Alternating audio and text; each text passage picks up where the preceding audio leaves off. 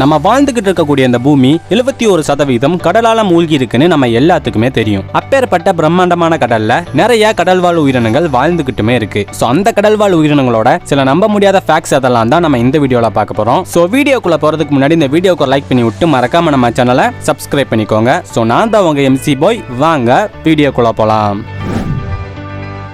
So முதல்ல நம்ம பார்க்க போற உயிரினம் எதுனா டால்ஃபின். டால்ஃபின் ஒரு ஃப்ரெண்ட்லியான உயிரினம்னு நம்ம எல்லாத்துக்குமே தெரியும். ஸோ அப்பேற்பட்ட பார்க்கறதுக்கே அழகா இருக்கிற எப்பவுமே சுறுசுறுப்பா இருக்கக்கூடிய இந்த டால்ஃபின் தூங்கக்கூடியது எப்படின்னு பார்த்தோம்னா ஒருத்த கண்ணை திறந்துக்கிட்டு ஒன்றரை கண்ணிலேயே தான் தூங்கும். ஸோ எதனால இந்த டால்ஃபின்ஸ் தூங்கும் போது ஒன்றரை கண்ணில் தூங்குது அப்படின்னா பொதுவாகவே டால்ஃபின்ஸ் தூங்கும் போது மனிதர்கள் மாதிரி அதோட மூளையை முழுசா ஆஃப் பண்ணவே செய்யாது. ஏன்னா டால்ஃபின்ஸ் தூங்கும் போது மற்ற பிரெடேட்டர்ஸ் கிட்ட இருந்து அதோட உயிரை காப்பாத்திக்கிறதுக்காகவும் பிரீத் பண்றதுக்கு ஏற ஃபைன் பண்றதுக்காகவும் அண்ட் மெயினா தூங்கும் போது அதோட கூட்டத்தை விட்டு வேற எங்கேயும் விலகி போயிடாம இருக்கிறதுக்கு வேண்டியும் தான் தூங்கும் போது அதோட பிரெயின்ல ஒரு சைடை தான் யூஸ் பண்ணும், இனி ஒரு சைடு ஆக்டிவாவே தான் இருக்கும். இதனால தான் டால்ஃபின்ஸ் தூங்கும் போது ஒன்றரை கண்ணோடையே தூங்குது. அண்ட் அடுத்ததான் நம்ம பார்க்கக்கூடிய கிரியேச்சர் மேன்ட்ரிஷிம். ஓங்கி அடிச்சா 1.5 டன் வெயிட்ரா. இந்த டயலாக்கு பெர்ஃபெக்ட் எக்ஸாம்பிள் யாருன்னு பார்த்தோம்னா அது இந்த மேன்ட்ரிஷிம் தான். ஸோ அது எதனாலன்னு பார்த்தோம்னா மேன்ட்ரிஷிம்ங்கிற இந்த கிரியேச்சரால ஒரு செகண்ட்ல 50 கிலோமீட்டர் வேகத்துல ஒரு பஞ்ச் விட முடியும். அதோட அந்த ஒரு பஞ்சிலேயே ஒரு ஷெல்லே சுலபமா நொறுங்கி போயிடும். அது மட்டும் இல்லாம ஒரே பஞ்சில் ஒரு கிளாஸ் போட்லயே இதால சுலபமா நொறுக்கி எரிஞ்சிட முடியும். சில நேரங்களில் இதோட பஞ்சிங் ஸ்பீட்னால தண்ணி கடியிலே ஸ்பார்க் வரும்னா இதோட பஞ்சிங் ஃபோர்ஸ் எவ்வளவு இருக்கும்னு நீங்களே நினைச்சு பாருங்க.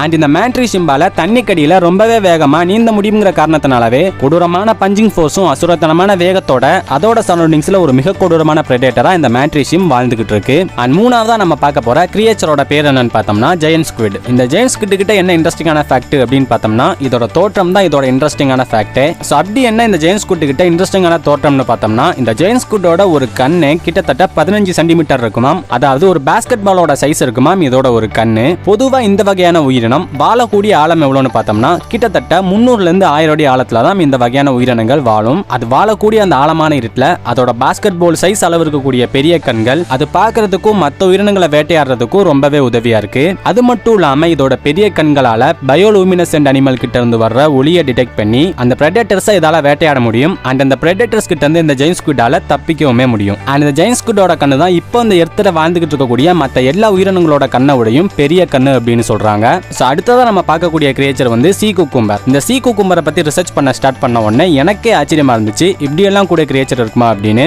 சோ அது என்ன அப்படின்னா இந்த சீ குக்கும்பரை வேற ஏதாவது கிரியேச்சர் அட்டாக் பண்ண வந்துச்சுன்னா இதோட பாடியில உள்ள ஆர்கான்ஸை ஓனாவே வெளியேற்றிரும். அதாவது இப்போ எக்ஸாம்பிளுக்கு உங்களை யாராவது அட்டாக் பண்ண வராங்கன்னா உங்க உடம்புல உள்ள குடலை உருவி நீங்களே வெளியே போட்டா எப்படி இருக்கும், அதே மாதிரி தான் இந்த சீ குக்கும்பரும் இதை வேற ஏதாவது பிரெடேட்டர் அட்டாக் பண்ண வந்துச்சுன்னா இதோட பாடியில உள்ள ஆர்கான்ஸை தன்னாலவே வெளியேற்றிரும். அண்ட் இதுல என்ன ஒரு ஆச்சரியம்னா நம்ம பாடியில உள்ள குடலையோ இல்லனா ஏதாவது ஆர்கான்ஸையோ வெளியே உருவி போட்டோம்னா செத்து போயிருவோம். ஆனா இந்த சீ குக்கும்பர் அப்படி கிடையாது. இதோட பாடியில உள்ள ஆர்கான்ஸை வெளியேற்றினதுக்கு அப்புறமும் கூட இதால அதோட ஆர்கான்ஸை திரும்ப ரீஜெனரேட் பண்ணிக்க முடியும். அதாவது பிரெடேட்டர்ஸ் கிட்ட இருந்து தப்பிக்கிறதுக்கு வேண்டி இதோட பாடியில இருந்து வெளியேற்றின ஆர்கானை திரும்பவும் இதால வளர்த்துக்க முடியும். சோ செத்து விளையாடுறதுக்கு ஒரு பெஸ்ட் எக்ஸாம்பிள்னா அது இந்த சீ குக்கும்பர் தான்.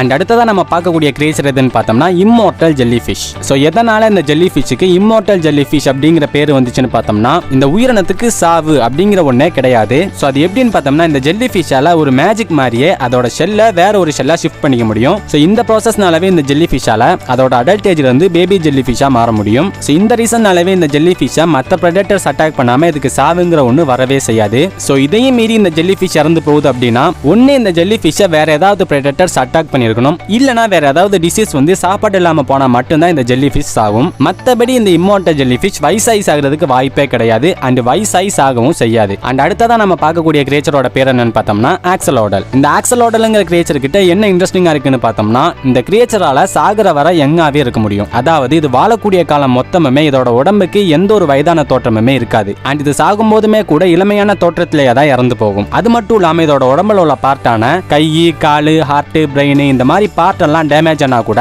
இதால திரும்ப ரீஜெனரேட் பண்ணிக்க முடியும். அதாவது திரும்பியும் வளர்த்துக்க முடியும். சோ இந்த காரணத்தினால தான் ஆக்சலோடல்ங்கிற இந்த உயிரினம் மற்ற உயிரினங்களோட கம்பேர் பண்ணும்போது ரொம்பவே தத்துருவமாகவும் தனித்துவமாகவும் இருக்கு. இதோட ஃபேஸ் எப்பவுமே சிரிச்ச முகத்தோட இருக்கிறதுனால இதை மெக்சிகோல ஏன் நம்ம ஊர்லயுமே கூட நிறைய அக்வேரியம்லையும் வீட்லயும் இந்த ஆக்சலோடல்ங்கிற கிரியேச்சரை வளர்த்துக்கிட்டுமே வராங்க. அண்ட் இந்த வீடியோல நம்ம ஃபைனலா பார்க்க போற கிரியேச்சரோட பேர் என்னன்னு பார்த்தோம்னா பஃபர் ஃபிஷ். பார்க்கறதுக்கே கியூட்டா இருக்கிற இந்த பஃபர் ஃபிஷோட தனித்துவம் என்னன்னு பார்த்தோம்னா இந்த மீனை வேற ஏதாவது மீன்கள் அட்டாக் பண்ண வந்தாலும் இருந்தாலோ இல்லனா இந்த மீன் வேற ஏதாவது ஆபத்தை உணர்ந்தாலோ இதோட உயிரை காப்பாத்திக்கிறதுக்கு வேண்டி வெளியில உள்ள காத்தெல்லாம் எடுத்து இதோட உடம்ப ஒரு பலூன் மாதிரி பெருசாக்கிக்கிறோம். சோ இந்த மீன் இப்படி பண்றதுனாலவே இதை சாப்பிட வர்ற மத்த மீன்கள் அதுங்களோட வாய் ரொம்பவே சின்னதா இருக்கிறதுனால இதை சாப்பிட முடியாம அப்படியே விட்டுட்டு போயிடும். சோ இப்படி பண்றதுனாலவே இந்த பஃபர் ஃபிஷ்ஷால மத்த வேட்டைக்கார உயிரினங்கள் கிட்ட இருந்து சுலபமா தப்பிச்சிட முடியும். அண்ட் சயின்டிபிக்கா இந்த மீனோட லைஃப் ஸ்பேன் எவ்வளவுன்னு பார்த்தோம்னா 10ல இருந்து 20 வயசு வரை வாழும். ஆனா மேக்ஸிமம் இந்த வகையான மீன்கள் எல்லாம் 10 வயசுல இறந்து போயிடும். அண்ட் இந்த பஃபர் ஃபிஷ்ஷுக்கு பெரிய ரவுண்டான கண்ணும் கியூட்டான வாயு இருக்கிறதுனாலவே இந்த பஃபர் ஃபிஷ்ஷை கார்ட்டூன் ஃபிஷ்ங்கிற பேர்ல செல்லமா கூப்பிடுவாங்க.